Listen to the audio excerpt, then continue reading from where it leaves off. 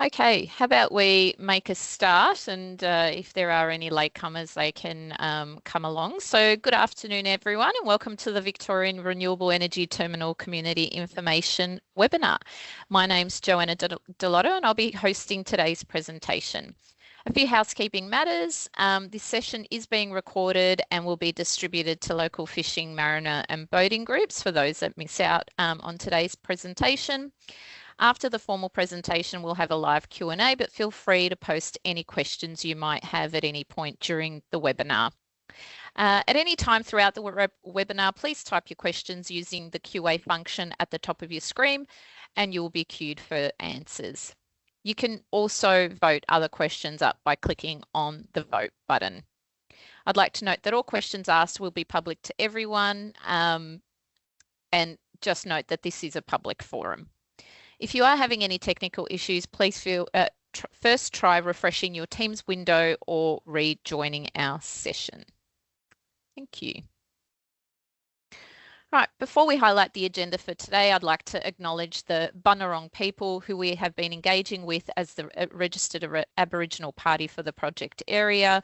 We thank the Bunurong for their ongoing collaboration and interest in our project, and we'd like to acknowledge them as the traditional owners of the land and waters on which our project will be constructed. And we pay our respects to their elders past, present and emerging.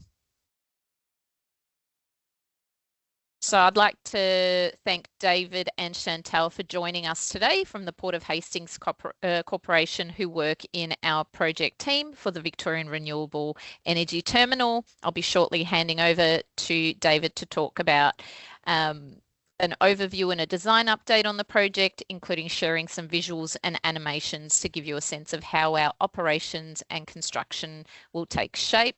David is our design and construction manager. Following this, Chantel, our environment manager, will talk you through the environmental assessment process and provide an update and share some technical studies which may be of interest specifically to fishers, boaters and mariners. Thank you. I'll hand over to David. Thanks, Joanna, and welcome to today's presentation. This is a map just showing you where Port of Hastings site is at VRET, and it's in Western Port, which is about 70 k's southeast of Melbourne. Next slide. And in terms of the port, it is a fairly quiet port. We're doing between 120 to 140 vessels per year. In the heydays, in the 80s, it was up at about 600 vessels per year. So there's plenty of capacity within the port to bring in more vessels. In terms of the existing facilities at Port of Hastings, we reside at Stony Point, which is where the head office is. It's also where the tugs, Switzer tugs, are located, and also Western Port ferries leave from there to French Island and to Phillip Island. Further along is Crib Point, where United import fuel into Western Port. Further along to the north is Long Island Point, which is run by ExxonMobil. And further north again is BlueScope Steel wharves. And the VRET project is located between those two, number 2. Next slide. Okay, and in terms of VRET, or Victorian Renewable Energy Terminal, it is one part of the puzzle for offshore wind. So you've got the generation, which is the offshore installation of wind turbines in the Gippsland area, and then you need to connect that into the grid. So that's where the transmission comes in, and you need the port to enable the construction, which is where VRET comes in. Just going to play a little animation of offshore wind. The Victorian Government is establishing a thriving offshore wind industry, paving the way for our state to host the first offshore wind energy projects in Australia. Wind blows much more consistently out at sea. and Victoria has some of the best offshore wind resources in the world to support a clean energy future. The Port of Hastings has been selected as the location for the Victorian Renewable Energy Terminal and, subject to the necessary approvals, will become the dedicated assembly port to import, pre-assemble and transport offshore wind components to wind farms in Bass Strait off the Gippsland coast of Victoria. Offshore wind production refers to energy that is generated when winds at sea turn large turbines, producing clean, reliable and renewable electricity. The electricity produced travels through undersea cables from the turbines to a land-based substation, where it is connected into the existing transmission grid infrastructure. To construct an offshore wind farm, supply ships first deliver the wind turbine components to the Victorian Renewable Energy Terminal at the Port of Hastings. These components will be stored at the terminal and include the foundations, towers, blades and power generation units. Some wind turbine components, such as the tower segments, will then be pre-assembled at the terminal before being loaded onto specialised installation vessels for transport to offshore wind farms. The installation vessels will transport and install the wind turbines at their locations in Bass Strait off the Gippsland coast. Each installation vessel can carry and install multiple wind turbines before returning to the terminal for reloading. Victoria's offshore wind farms will produce 2 gigawatts of power by 2032, 4 gigawatts by 2035 and 9 gigawatts by 2040. 2 gigawatts of power is enough to power 1.5 million homes. Specialised port infrastructure is required to support offshore wind construction due to the size and weight of offshore wind components. The Port of Hastings has been selected as the most suitable location for the Victorian Renewable Energy Terminal, with the benefit of having large areas of available land next to deep water channels, proximity to proposed offshore wind farms, and adequate channel capacity to manage specialist vessel movements. The Port of Hastings Corporation will develop the terminal in consultation with traditional owners, communities and industry. Together, we can support clean, renewable wind energy for our future. For more information about the Victorian Renewable Energy Terminal project, sign up to receive updates via our website. Okay, this image is just a representation of the Gippsland offshore wind zone and where the licenses have been granted. Originally there was 12, we're down to 9. And these packages range between 1 and 2 gigawatts. I think to note that depending on location, the ground conditions and a sea state vary. So when you're closer to shore, I think it could be 25 metres of seabed in height, whereas you can be up to 70 metres, as you go out into deeper waters. Okay, next slide. And as I mentioned earlier, we're located between BlueScope wharves to the north and the Long Island Point to the south. We're located on an area that was previously reclaimed in 1971 when they were dredging in front of those 2 wharves. Around 650,000 cubes was dredged and pumped into this location, and that's created a 25 hectare area which we will use, and we'll also reclaim an additional 15 hectares seaward to create a 40 hectare terminal. All right, next slide. We've now got an animation to give some context.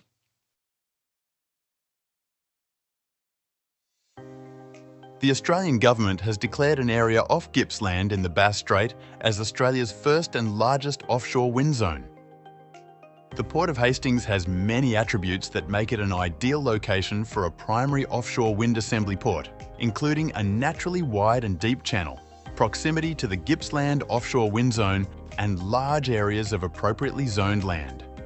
The terminal is proposed to be developed at the Old Tyabb Reclamation Area, or OTRA for short, a vacant parcel of land between Esso's Long Island Point jetty and BlueScope's wharves. The construction of the terminal will require landside and marine works. Works can be divided into key activities, with some activities occurring concurrently over an estimated 3-year construction period.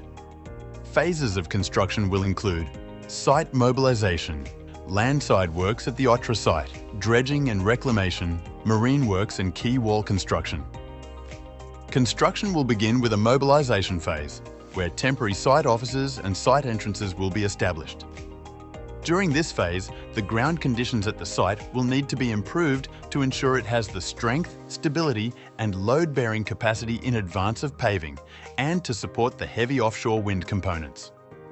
Different ground improvements are being considered, including surcharging, where fill material is brought to the site to strengthen and compress the soil, as well as a method called dynamic compaction, which uses triangular-shaped rollers to improve the existing ground conditions.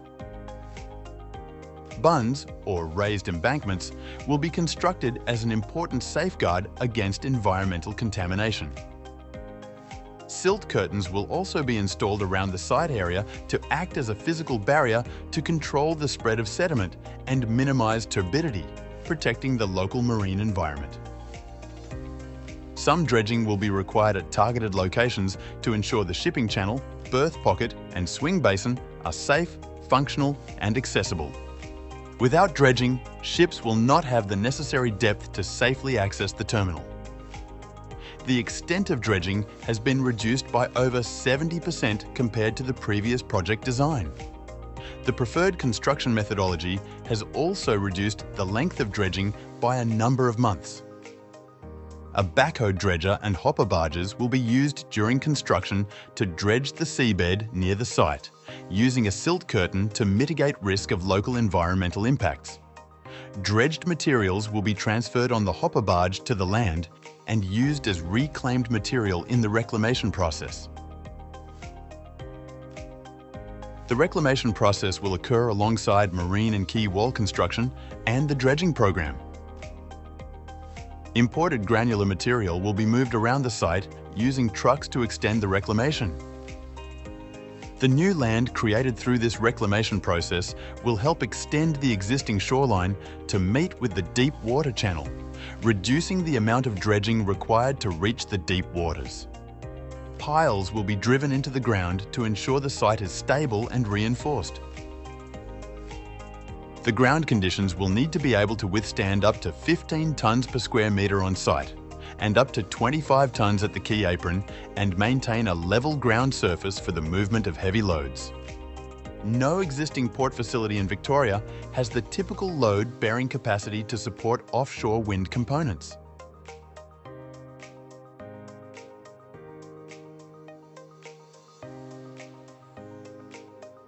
Mooring dolphins will be constructed at the north and south of the site, which will help safely and securely dock and moor large vessels.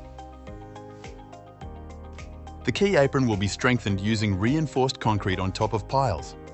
The remaining operational area will have granular pavement. Rock revetment is necessary to protect the terminal's north and south slopes from erosion by currents and waves, protecting the integrity of the site. This is placed using land-based equipment. Scour protection is needed at the berth pocket. To do this, a hopper barge will drop crushed rock at the berth pocket. Once the quay wall is constructed, the outer bunds will be excavated using the backhoe dredger and hopper barges. Permanent administration buildings will also be erected near the end of the construction period. Once operational, the Victorian Renewable Energy Terminal will be equipped to transport and store wind turbine components. The terminal is expected to be operational by the end of the decade, subject to the necessary approvals.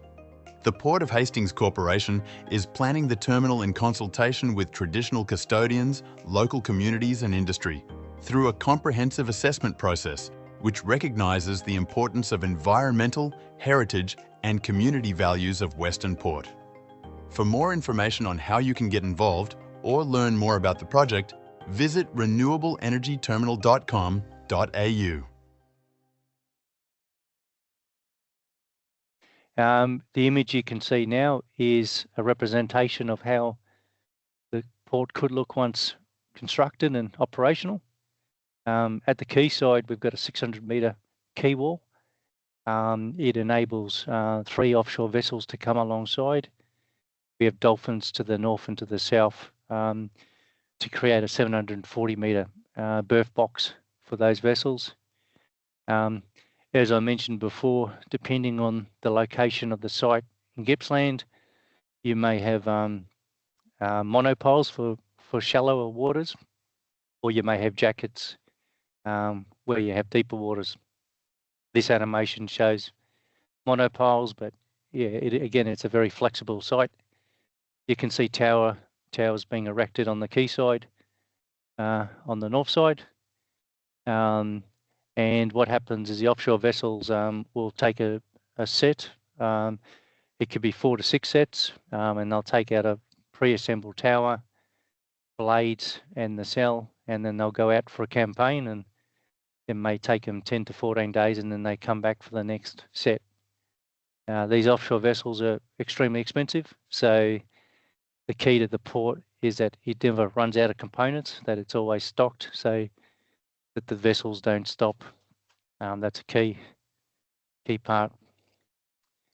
Okay, next slide.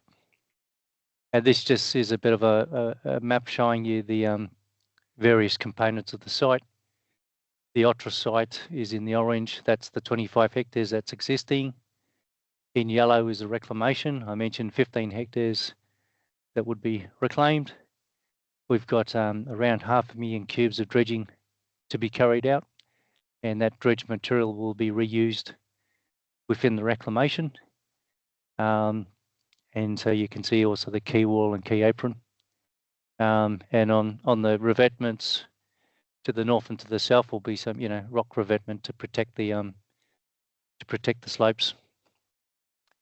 And I think that could be my last slide. So I'll hand over to Chantel. Thank you. Thanks, David. Hi, everyone. As Joanna mentioned, I'm the Environment Manager for the Victorian Renewable Energy Terminal project. Just quickly to run you through today more broadly about the environmental assessment process first up, and then I've got some information of particular relevance to fishers, mariners and boaters. So towards the end, so hopefully that gives a good focus for you all through the studies that we've been doing. So in terms of the environmental assessment process, Port of Hastings Corporation is required to prepare an environment effects statement for the proposed renewable energy terminal that will cover both state and federal considerations as part of that assessment. And then the project will go through its independent state and federal approval and permitting processes once that assessment is complete. The EES, or that environment effects statement, is an assessment of the potential environmental impacts of a project, and it's requested by the minister. It's overseen and requested by the Minister for Planning, and it allows the government to determine whether a project should proceed. The EES is a detailed study into the potential impacts, in this instance, of the terminal project, and as part of that process, there's a range of technical environmental assessments that are currently underway. They consider both the land and water conditions, as well as potential impacts to wetlands, businesses, locals, communities, etc. Thank you. The Department of Transport and Planning administer the process, and as part of that, they form a technical reference group, or a TRG. That TRG includes both council and key government agency representatives. It also includes the local registered Aboriginal party. The role of that TRG is to provide both technical and statutory advice to the Port of Hastings Corporation and our consultants, and also to the Department of Transport and Planning regarding the preparation of the EES. So they provide advice, they review documentation, we provide presentations to them, and they provide the advice relevant to their areas of expertise or legislation. For this project, an independent expert group has also been appointed. It's relatively unique. Some large projects have this group, but it's been appointed by DTP to provide advice in an independent context in relation to critical components of the project. So the IEG has members with knowledge of both the Western Port environment and also expertise in the particular fields of coastal processes, hydrodynamics, coastal ecology, and that includes water birds as well, given that Western Port is a Ramsar wetland. I mentioned before a number of technical studies are being undertaken. Those environmental investigations, as I said, are undertaken to understand the potential impacts on the project. They're undertaken by experts in the field in which the study relates. So it's not done by sort of one consultant, it's by a number of consultants as a broad consortium. If you go onto our website, you can find some further information on some of these studies. They've been grouped into, I think there's 4 broad areas. So environment and water. Those studies include things such as onshore ecology, marine ecology, and things like that. And they have a look at the potential impacts to flora and also fauna as well in and around the project area. So it's not just the terminal project area, but more broadly as well. And generally the study area depends on the impact pathways that those particular receptors may be impacted by. Because Western Port is unique and home to many plants and animal species, including important fish, they could be affected by the project. So we need to understand what the potential impact pathways and the appropriate mitigation and management measures for those will be. We also have a group around people and places and also livability and amenity. The social impact assessment considers and has also interviewed a number of fishing, boating, and also a couple of the marinas as well. They interview those different groups, understand, I guess, what the potential impacts from a social perspective could be, as well, in order to understand not just a ecological perspective, but also a social perspective. So that's taken into consideration by the project as well. And the last one that I'll mention is traffic, transport and aviation. That study explores the impacts of additional traffic flows both on the road but also on the water as well, and the safety aspects that come along with that. Thank you. In order to inform all of those different technical studies, a really wide range of field investigations needed to be undertaken. I'll highlight here a fish biodiversity and abundance survey that's been undertaken by our marine ecologists. And I also mentioned the social impact assessment, conducted interviews for relevant groups as well.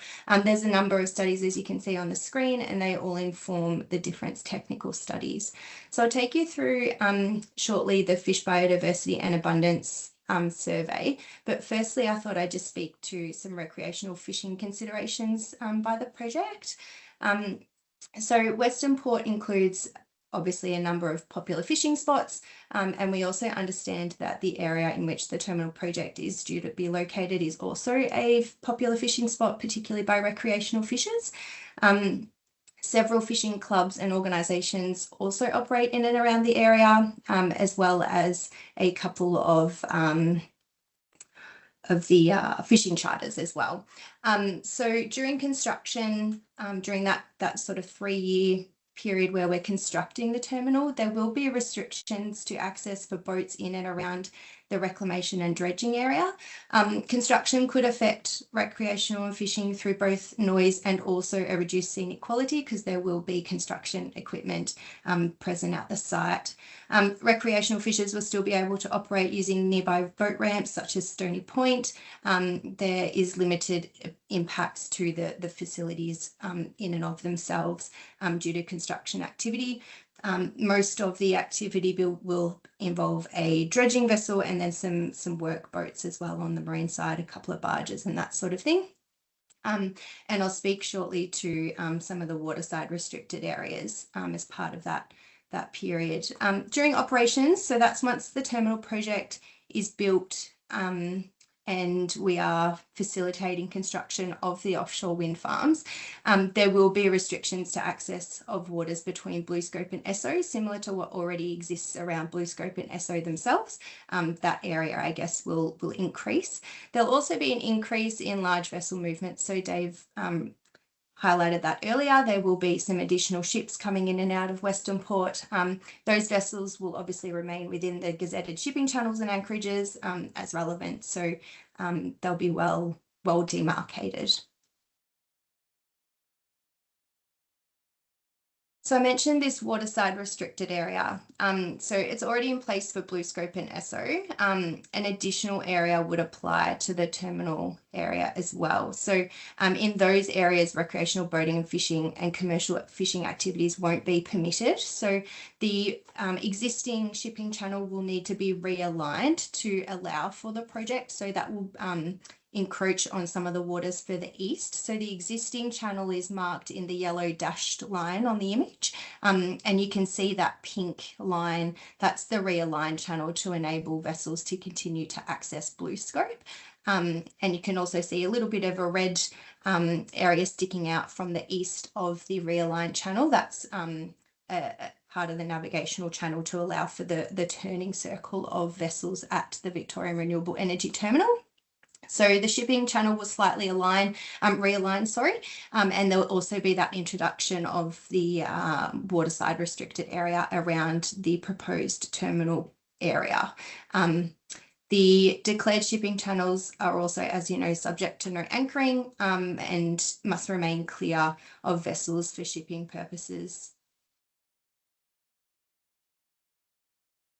In terms of the marine ecology study that includes the Fish Biodiversity and Abundance Survey, that study has a number of aims. One of those was to understand the biodiversity and abundance of fish, and also included a literature review of recreational and commercial fish of importance.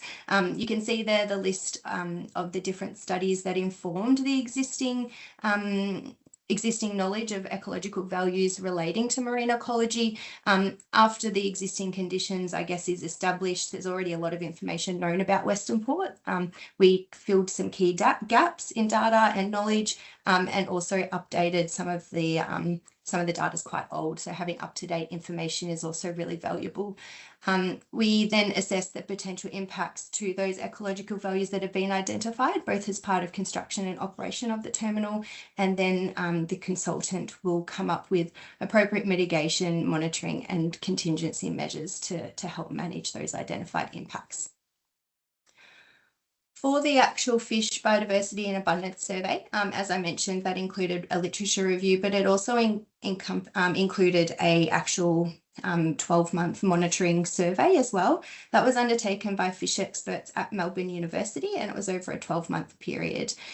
They undertook seasonal surveys, so it was based on per season, and it was across 5 different survey locations that you can see on the right-hand side of your screen. So it went from Quail Island all the way down to Woolies Beach, and that survey, at each of those 5 locations, there was 3 sites within each that was surveyed, and at each site there was 3 depths, so that we could understand both the shallow intertidal zone, the subtidal, and also the deeper waters, what fish were present and how they might use different habitats. Obviously there are differences with the depths and the location, so we wanted to make sure we captured all of that information. There was 3 survey methods in which Melbourne University undertook those surveys. So they did both fish traps and baited remote underwater videos. So you can see some images on the screen, and I've got a video shortly to show you just, I guess, what the BRUV videos look like.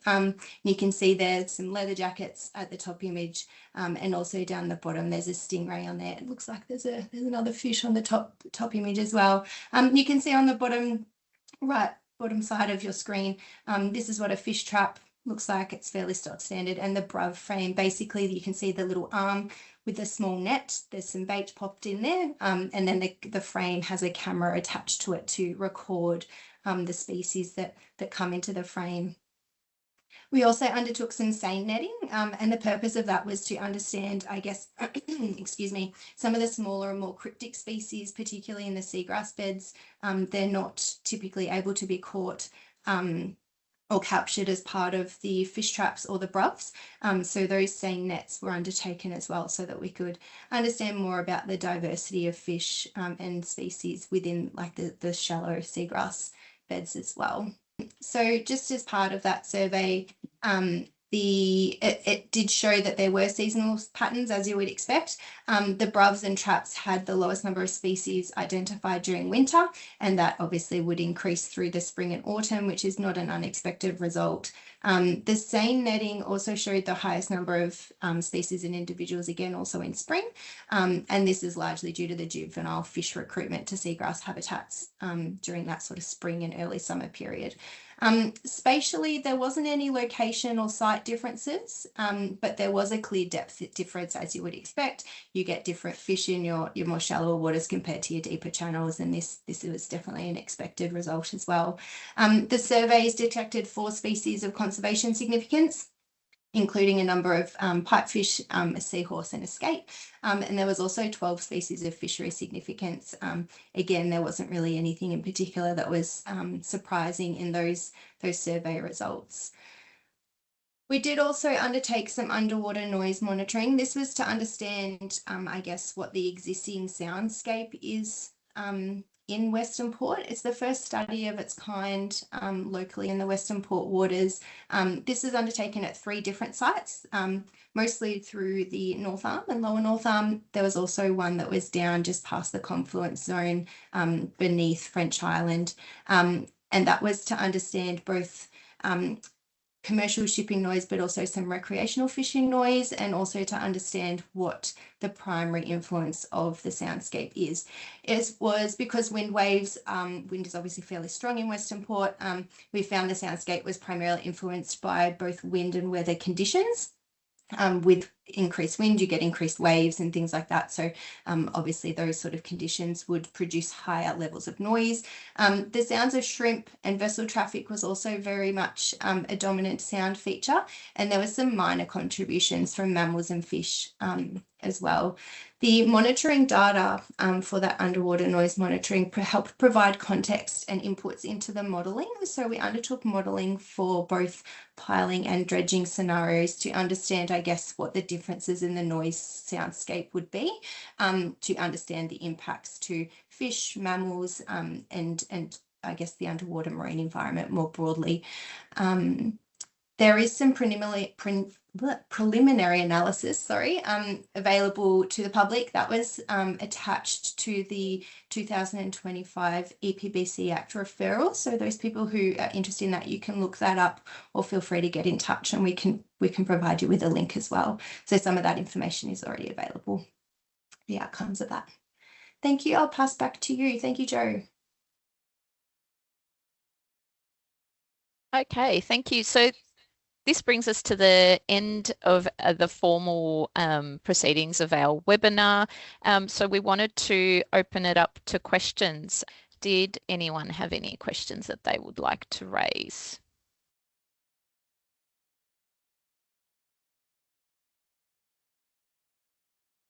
No? Okay, so as you can see, we'll be providing regular project updates. We're still in the process of finalising all of our technical studies that will inform our environmental effects statements. So the next part of this process will be finalising all those studies and then exhibiting them all for public exhibition, and we're expecting that to happen sometime in early 2027.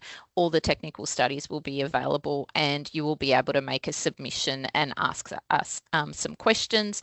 In the meantime, we'll continue to send out project updates. You can subscribe to our mailing list to receive those. So there's a QR code on your screen if you'd like to subscribe.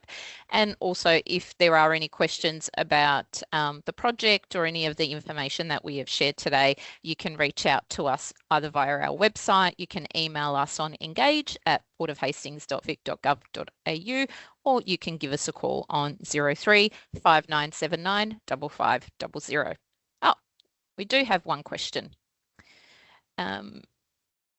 Sorry, if we can have a look at that in the chat.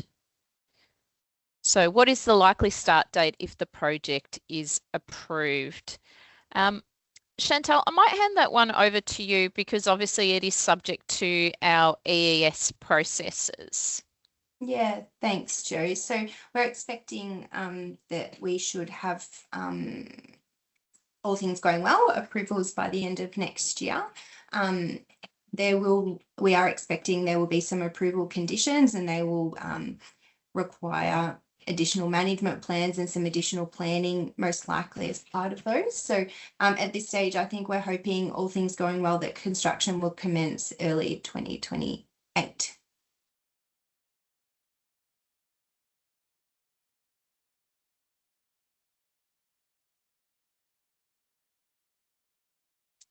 I hope that answered your question. Anything else you'd like to know in the meantime? Fabulous. All right. Given that we don't have any further questions, what we might do, as I said, we'll wrap up here. There's all these ways to contact us. So if you do think of anything else after the webinar, please feel free to contact us. We are available here to answer those questions for you. Thank you. We hope you found this informative, and we wish you a good afternoon. Thank you.